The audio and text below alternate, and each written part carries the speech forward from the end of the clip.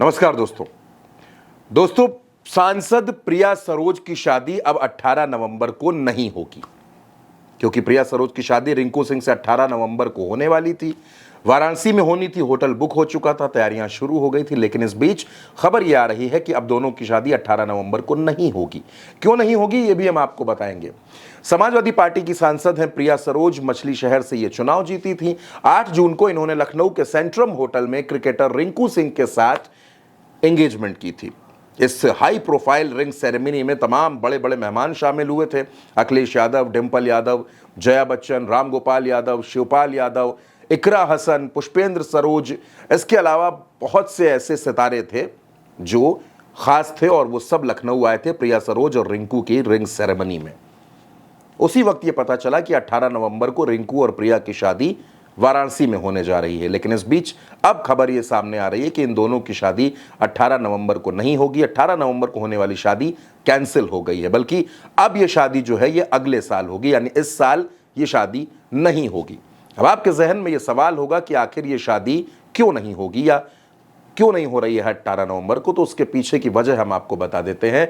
दरअसल दोस्तों, प्रिया सरोज के जो पिता हैं तूफानी सरोज, आप जानते हैं वो विधायक भी है केराकत के। उनका ऐसा कहना है कि क्योंकि जो उनके जो भावी दामाद हैं, जो होने वाले दामाद हैं रिंकू सिंह, वो इस बीच घरेलू क्रिकेट में बिजी रहेंगे। वो बहुत से मैचेस उनके लगे हुए हैं अगले 2 से 3 महीने, तो वो बिजी रहेंगे। इस वजह से शादी का ये शेड्यूल बदला जा रहा है। 18 नवंबर को अब शादी नहीं होगी। तमाम जो बुकिंग्स थी वो कैंसिल की जा रही हैं और अब ये शादी फरवरी 2026 में हो सकती है। हालांकि फरवरी में भी शादी की डेट कंफर्म नहीं है, लेकिन ये कहा जा रहा है कि फिलहाल इस साल तो ये शादी नहीं हो सकती, क्योंकि रिंकू बहुत ज़्यादा बिजी हैं और अब ये शादी फरवरी तक जा सकती है। दोस्तों, रिंकू और प्रिया की मुलाकात दिल्ली में एक शादी पार्टी में ही हुई थी, अपने कॉमन फ्रेंड के जरिए हुई थी।